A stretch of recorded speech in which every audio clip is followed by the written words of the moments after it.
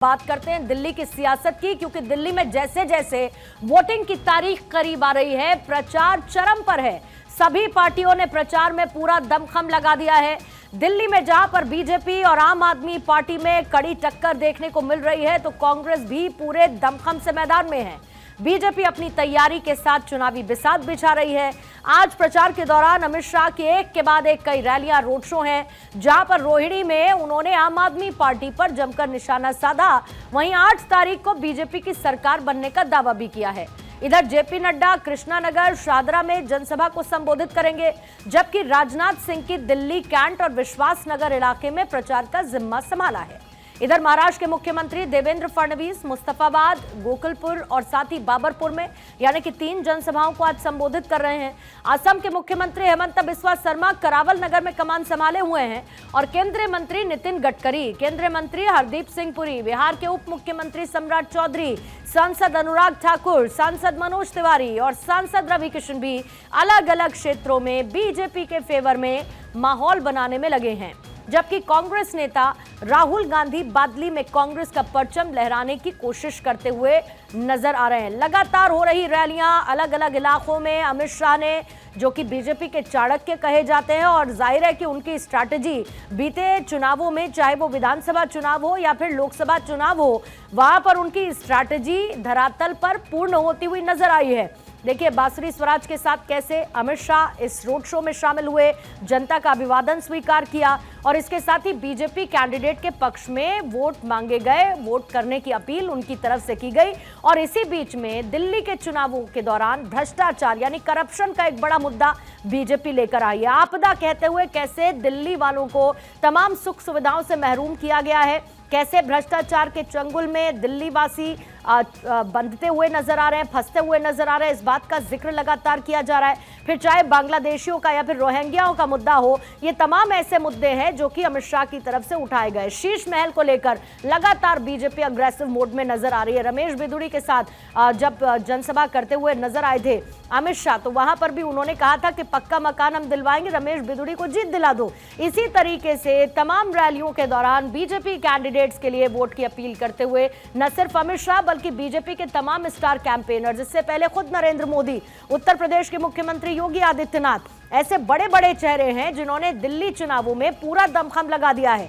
27 साल का वक्त बीत चुका है, 27 साल से दिल्ली में बीजेपी की सरकार नहीं है और ऐसे में बीजेपी इस बार 27 साल के सूखे को खत्म करना चाहती है। दिल्ली में बीजेपी डबल इंजन सरकार की बात करती है और यह कहती है कि दिल्ली में इस बार बीजेपी जीतने वाली है और ऐसे में यही डबल इंजन की सरकार है जो कि दिल्ली वासियों को उनकी हर एक जरूरत को पूरा करेगी, दिल्ली को बेहतर बनाएगी। मैनिफेस्टो, संकल्प पत्र लगातार जारी पार्टीज की तरफ से किए जा रहे हैं और ऐसे में एक तरफ जहां पर फ्री की योजनाओं की बौछार लगी है, हर एक पार्टी अपने अपने संकल्प पत्र में, घोषणा पत्र में, गारंटी में इस तरीके की बातों का जिक्र कर रही है। महिला वोटर्स को लुभाने की कोशिश की जा रही है। अब उससे पहले बजट सामने आना है, ऐसे में बजट के दौरान मध्यम वर्गीय लोगों को क्या कोई राहत मिलती है? जाहिर है कि एक मिडिल क्लास बड़ा वोट बैंक इन पार्टीज के लिए है और ऐसे में कोशिश लगातार हो रही है कि किसी तरीके से बीजेपी अपनी स्ट्रैटेजी के साथ चलते हुए, रणनीति के साथ चलते हुए, क्योंकि अमित शाह ने कह दिया कि बीजेपी सरकार हर एक वादा पूरा करेगी। प्रधानमंत्री मोदी कह चुके हैं डिलीवरी काउंट्स, हम सिर्फ बातें नहीं करते हैं बल्कि हम उन वादों को पूरा भी करते हुए नजर आते हैं।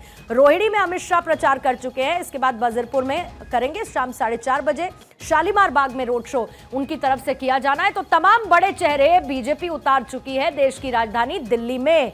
आइए सीधा चलते हैं, भारत 24 की पॉलिटिकल एडिटर अदिति नागर शर्मा इस वक्त हमारे साथ जुड़ चुकी है। और अदिति, बीजेपी के लिए डू एंड डाई वाली सिचुएशन है और पिछले विधानसभा चुनावों के बाद जिस तरीके से बीजेपी को जीत मिली, बीजेपी आश्वस्त है कि 27 साल बाद दिल्ली में सरकार वो बना लेगी। लेकिन ऑन ग्राउंड जो बीजेपी की स्ट्रैटेजी है, अपने बड़े बड़े चेहरों को उतार दिया गया है, मुख्यमंत्रियों को बीजेपी शासित राज्यों के चुनाव कैंपेन में उतार दिया गया है, इस उम्मीद के साथ कि इसका रिजल्ट आने वाली 8 तारीख को उनकी झोली में होगा। जाहिर तौर पर देखिए, भारतीय जनता पार्टी चुनाव लड़ती है चुनाव जीतने के लिए और यहाँ पर डू और डाई वाली सिचुएशन अरविंद केजरीवाल को किसी भी तरह हराने से लेकर है। और आप देखिए दिल्ली के इस चुनाव में जहां हम बात करते हैं, आपने देखा हरियाणा का चुनाव कैसे लड़ा गया, आपने देखा महाराष्ट्र का चुनाव कैसे लड़ा गया, लेकिन सबसे महत्वपूर्ण बात है कि आप ही परसेप्शन सोचिए कि 3 बार देश के प्रधानमंत्री, 3 बार नरेंद्र मोदी देश के प्रधानमंत्री बने और दिल्ली से शासन चलाया, पूरा देश संभाला, लेकिन दिल्ली नहीं जीत पाए। और इसी नैरेटिव को तोड़ने के लिए ये चुनाव जीतना जरूरी है। और दूसरी बड़ी बात है कि आप देखिए, हेमंत बिस्वा शर्मा कह देते हैं कि आप आसाम आइए, हम आपको वहां पर डुबकी लगवाएंगे।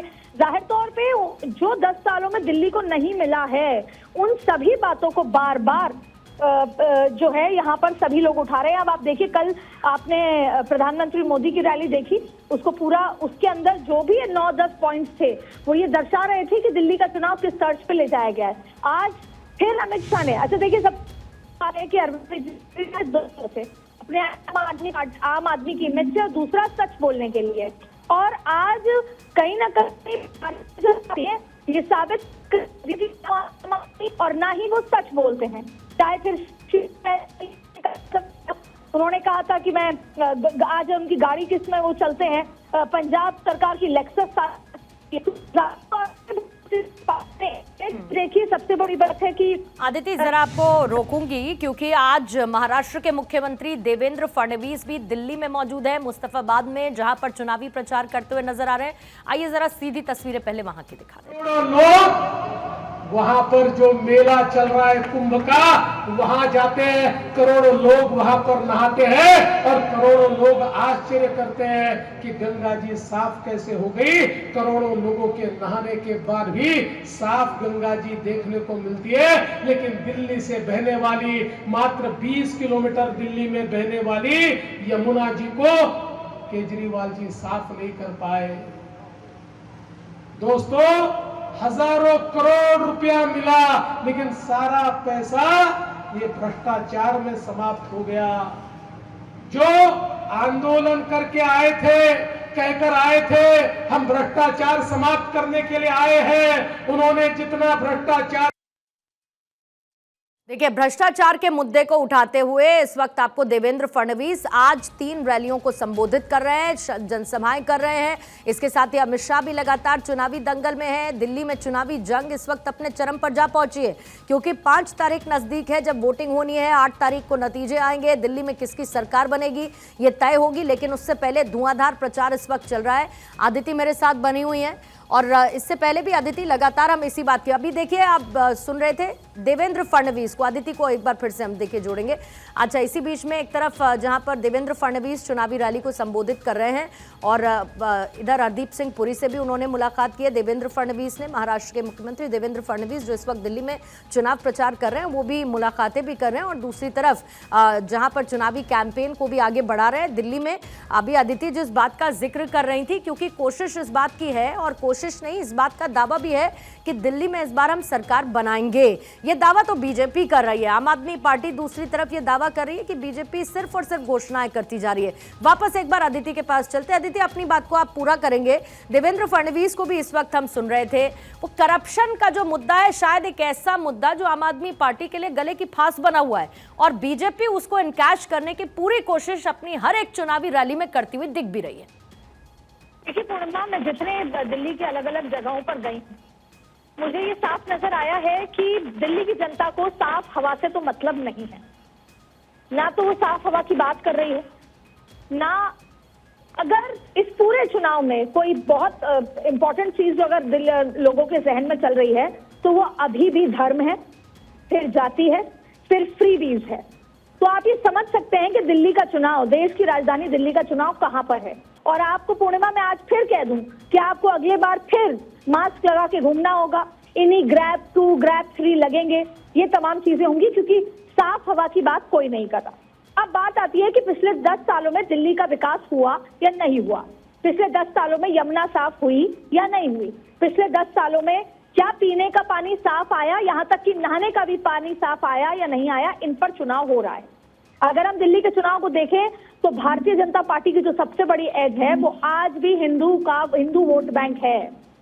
इसीलिए योगी आदित्यनाथ को आप देख लें। दूसरी बड़ी बात है, भले ही कांग्रेस माने या न माने, कांग्रेस सीधा लड़ाई भारतीय जनता पार्टी से लड़ना चाहती है और वो स्टेप बाय स्टेप बढ़ रही है। इसलिए इस बार बीजेपी की बी टीम बनी हुई है। और बी टीम इसलिए क्योंकि अगर वोट कटेगा जैसे कि बात हो रही है। आप जिस व्यक्ति से बात कर कांग्रेस की तरफ से भी इलेक्शन कैंपेन लगातार किया जा रहा है। राहुल गांधी भी चुनावी रैलियों को ऐसे में संबोधित कर रहे हैं। हालांकि इसी बीच में ये भी कहा गया कि कहीं ना कहीं कांग्रेस आम आदमी पार्टी को एक वॉकओवर दे रही है। आप याद करिए दिल्ली चुनाव जब शुरू हुए थे किस तरीके से बयानबाजी का दौर आम आदमी पार्टी और कांग्रेस के बीच में बहुत तेज होता हुआ नजर आया था।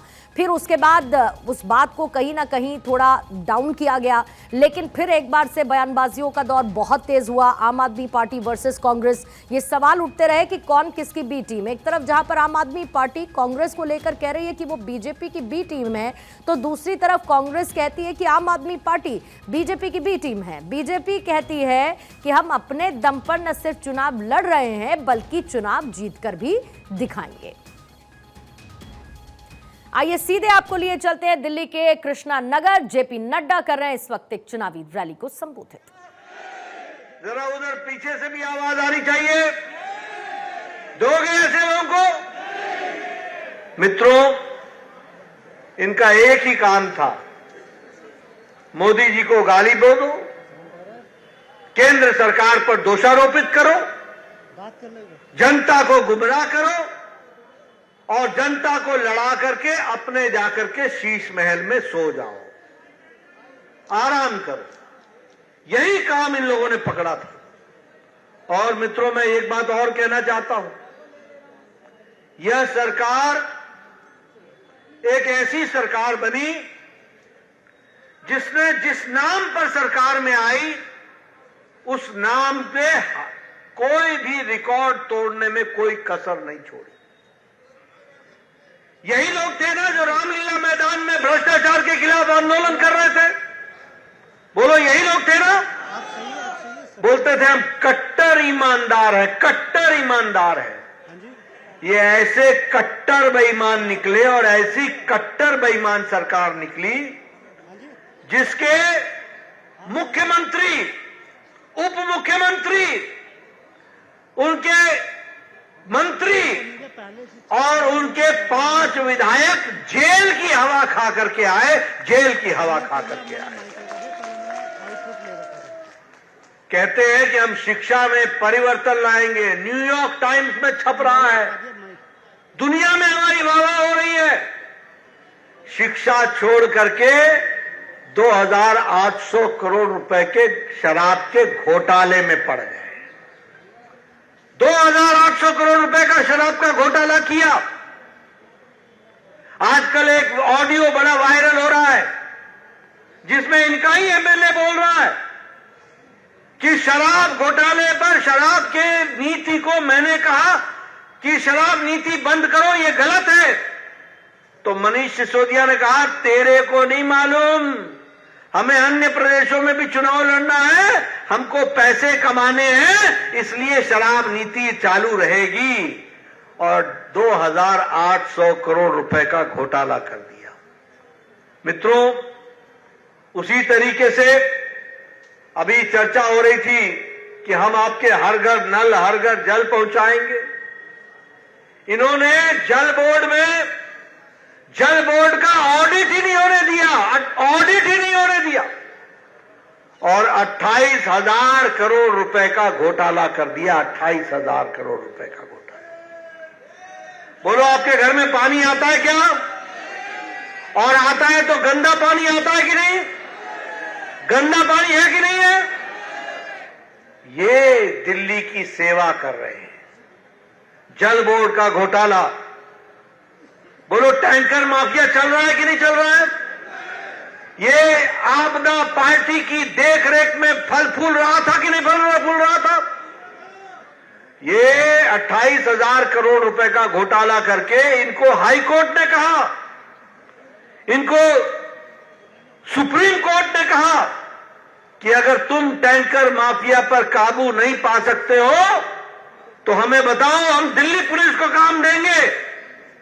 लेकिन ये आपदा सरकार ने टैंकर माफियाओं को खुली छूट दी, खुली छूट दी।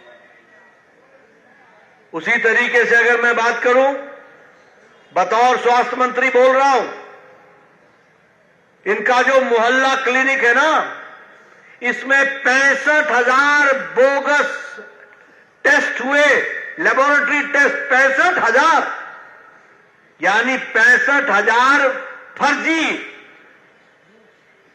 मरीजों के नाम पर बिल कमाया गया और करोड़ों रुपए का घोटाला और दिल्ली सरकार को चूना लगाया और भ्रष्टाचार किया, यह भी हमको ध्यान रखना।